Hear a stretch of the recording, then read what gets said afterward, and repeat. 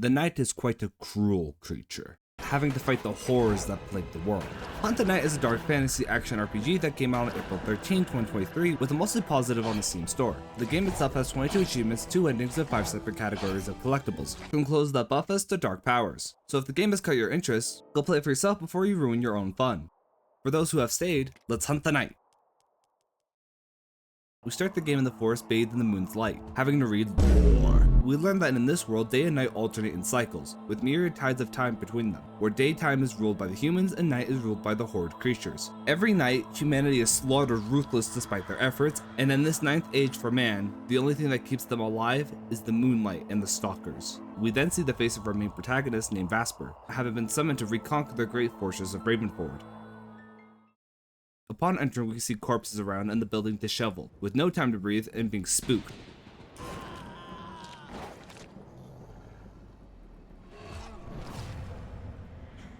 Teleporting to some strange place. This is also where we learn the mechanics, aka dashing, with the purple bar being our stamina bar, and basic attack with the notion that if we do a 3-hit combo, it'll refill a bullet to our chamber, while healing with roses, with these crow shrines being a respawn point as well. After saving and refilling the chamber, we then learn how to be an American and shoot these floating eyes to make platforms. So with some platforming and fighting, we make it to this structure. After smacking it up and bullying it, we get pulled into hell.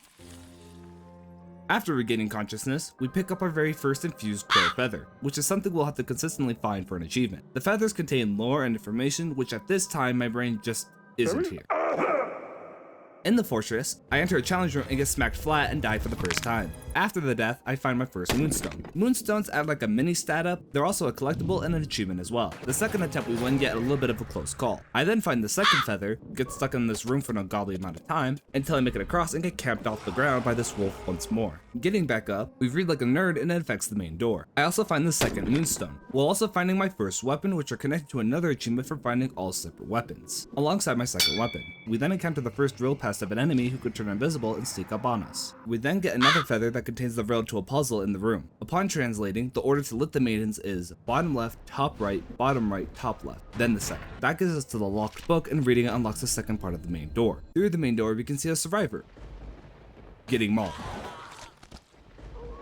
This is also where the first boss takes place. The Devourer is a bit of a tricky boss, launching itself to bite us using fire magic and purple gas. Upon halfway through the fight, the room becomes nearly pitch black.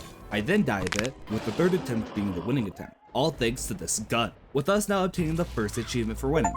Upon jumping down, we find some actually alive hunters, one of them being a shopkeeper, containing the other 2 ranged weapons, the crossbow and the shotgun, so I do buy both weapons. The currency in this world is named Noctilium, which is obtained from chests and killing enemies. After talking to all the strangers, we learn 2 things. First, we have a music box to solve needing 4 statues, while also learning that we can't speak because of an injury. We then leave, eventually dying, and fighting more challenges, seeing a mysterious creature behind the gate. Even after completing the room, the creature vanishes away and the hunter explodes. I also pick up my first statue. Then reaching a mighty foe, the foe cuts me open with many slashes, only being saved at the last second from this purple spirit. Upon the injuries, we pass out, then waking up on what I could piece together as either memories or dreams. This is where we learn who the purple spirit is named, Umbra. This is also where we speak for the first time, but I don't care, so sleep. Waking up again, we're allowed to summon Umbra at will and switch places with her. We use Umbra to cross these purple quicksands, but you do have to be aware of the energy consumption. I also pick up the second statue here as well. With the new ability, we can access new areas, finding the third statue. When we make it back to the main base, we see the entire area just full cleared. Damn. Skill issue, honestly. Death finds me, finally finding the last statue needed. So I solve the puzzle, reading the statues and putting them in order. Once solved, it opens up the elevator below us, which gets us to the second boss in the game, the same creature we saw vanish, Adalram the Fallen Crow. This boss fight is slightly rough. His weapons have a massive range, getting rid of my strategy to use the shotgun whenever possible, while also having to dodge the red orbs and the weapon itself when he sends it out. But the fight goes so fast I get to the second phase, splitting his weapon and summoning clothes that heal him, while having to dodge more projectiles in general. Having died several times, even to the point where I just killed him barely, and getting the achievement for winning, and dying right as the cutscene ended, and having to fight the boss again. What the fuck?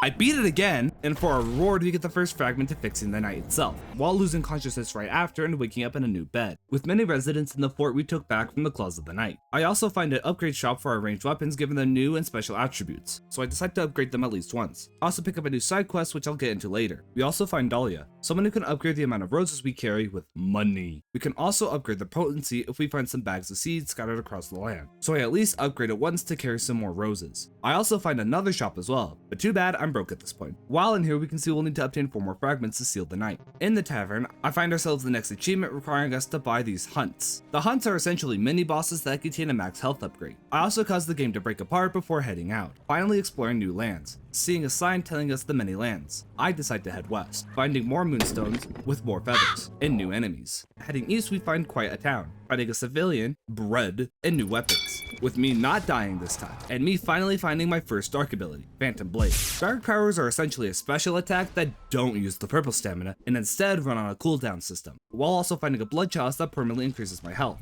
then failing to live. Now heading west into the Golden Meadows, while finding the first and second Mark Skull, my second Blood Chalice, a security key, and finding even more feathers, and entering a medical facility, my hometown. But I do talk to Umbra, so I sleep. I enter the facility and die right after.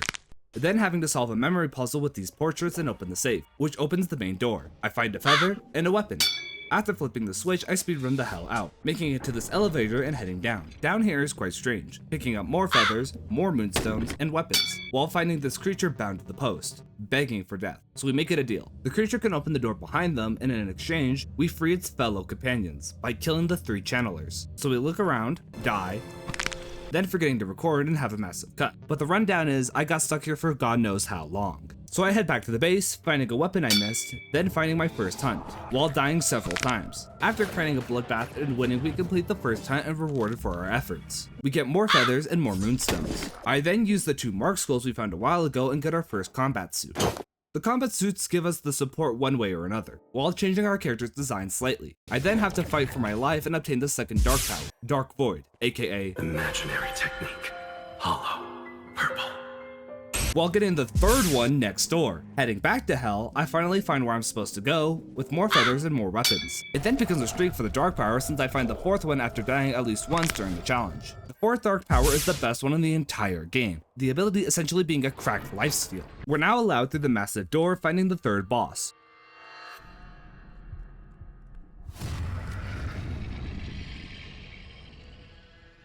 During the fight, we have to fight these small creatures, while having to dodge orbital strike cannons, fire traps, fire rings, and having to focus all my damage on the heart. I do die, but win on the 2nd attempt, picking up the 2nd fragment of the night, while also reaching a new area with more feathers, moonstones, and the first bag of seeds, with more deaths. Now entering a broken building. While in the building, having to switch the security system in the basement for us to traverse the house. One for the night creatures, which includes Umbra, and the other for humans. I do find a bronze key, the silver key, and the golden key with a jump scare, with weapons included as well, while also upgrading Umbra, allowing her to pass the green plague barriers. I then leave the house because I'm smooth brain and find my second combat suit. Upon retrying the building, I find the puzzle piece needed to solve the bell puzzle, so running back and solving it unlocks the door in front of us. Through it contains the 4th boss with many health bars, with each health bar containing its own problems and attacks. It's been a while since I ever talked about my build, and the best time is now for this boss fight.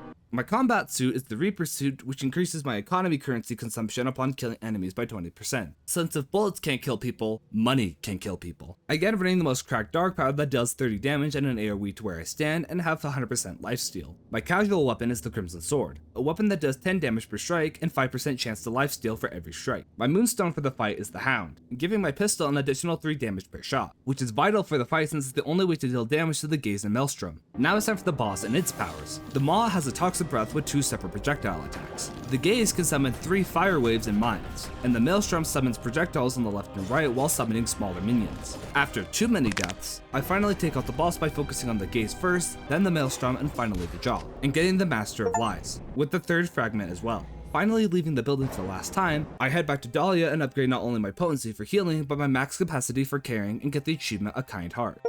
With the massive boost in health and healing, I go for the 2nd hunt located near the manor, and beating it on my first try as well. The 3rd hunt is also an easy first try win. I then get Legacy of Sanguine for no reason. Supposedly, they updated this achievement's unlock requirements. I then head south, seeing this structure. Upon entering, I get a feather, while being attacked by this demon as we traverse. I do find my 3rd combat suit here as well. Through this door, we see someone get pulled into hell.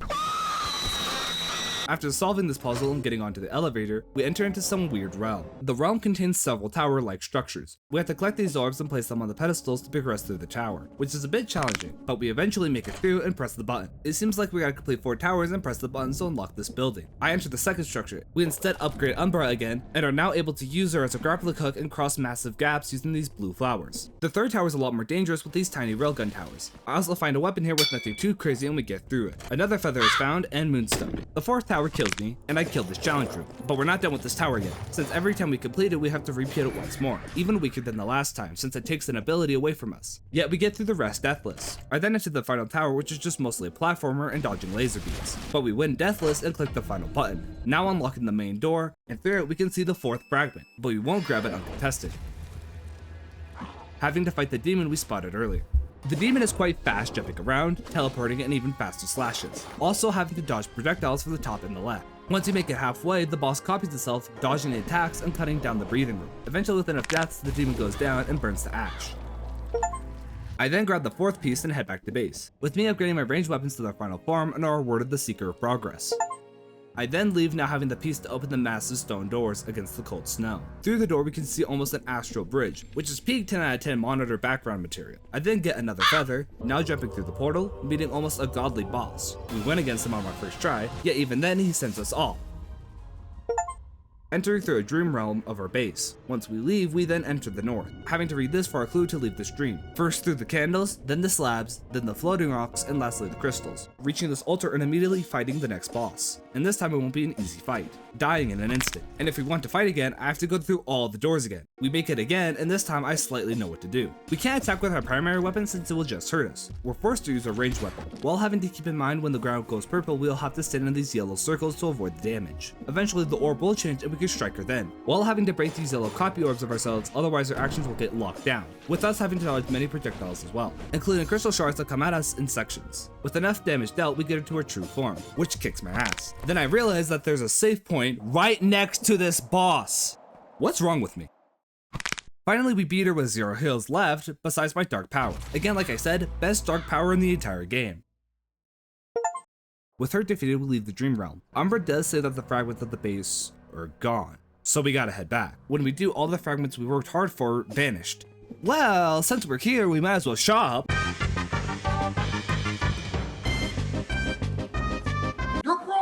And find some feathers and a weapon in the chest. I then head to the town east and once again north through this gate. In the region, finally now finding the next dark power, another weapon, now only 2 away, and more feathers, while finding the last bag of seeds for the max healing upgrade and maxing out the potency, with the second to last moonstones. I then start the hunt, again deathless while completing the rest, having died in only 2 of them. With the final hunt conquered, we achieve the Stalker of the 9th Age. I then buy the last 2 weapons from the main base shop and achieve Relics of the Order, while finding the last moonstone, but it just doesn't pop the achievement. I then spend an ungodly amount of time trying to find these stupid ass birds to open this goddamn door, all to obtain the sword. But whatever. I then finally leave this wretched place going through the Bloodfall, reaching a citadel structure. Through the building, I begin grabbing a ritual knife and masks strewn about, while having to solve this lever puzzle with numbers. But more feathers are obtained, solving more minor problems, dying, and now having to fight the monsters we spotted a while ago, having died again, and beating it back to hell. But not shortly after, having to fight another damn boss. Another boss that beats my skull into the ground, getting to the point of speedrunning it until activating our last attack, which is just an insta-kill kamikaze, and dying to it too many times, with me finally winning against it after so long. But we're now on the last and final boss of the game, seeing the seal of the night that was stolen from us. All we have to do now is defeat Eric Blackbone. His fast movement, flame attacks, and telefrag attacks make this fight surprisingly easy actually. I only died once in this fight, winning on my second attempt. With our win against him, we have our own choice now, to kill the knight itself by sacrificing Umbra, or let the knight live on. I decide to end the knight even at the cost of Umbra. No sacrifice too great. After that, I do go for the second ending, making us the enemy instead. But yo, absolute pog suit. Even though we've reached the ending, we're not done yet. Once I make it back to the base, I suddenly get Scholar of the Moon. So that's pog, then getting the last 3 dark powers and the rest of the collectibles. And now with everything obtained and achieved, we get the Evening Star for all achievements, finishing this game once and for all. Hunt of the Night is a pretty interesting game. I think some of the boss fights carry this game. To be honest, I wasn't really hooked onto the plot, and I'm not sure exactly why, but my brain didn't want to try. The dark powers were also good, but I got solo carried by a singular one. I also got quite lost, but again, I blame my smooth brain. So I feel like I have to give this game a 7 out of 10 backroom levels of lost in the fun factor, and 5 out of 10 in the difficulty factor. This game could be fun for those who like Metroidvanias and the dark aesthetic, and fun fact, the game got updated as of writing the script, so they clearly love this game even after 2 years. And with that, stay chill and watch some anime.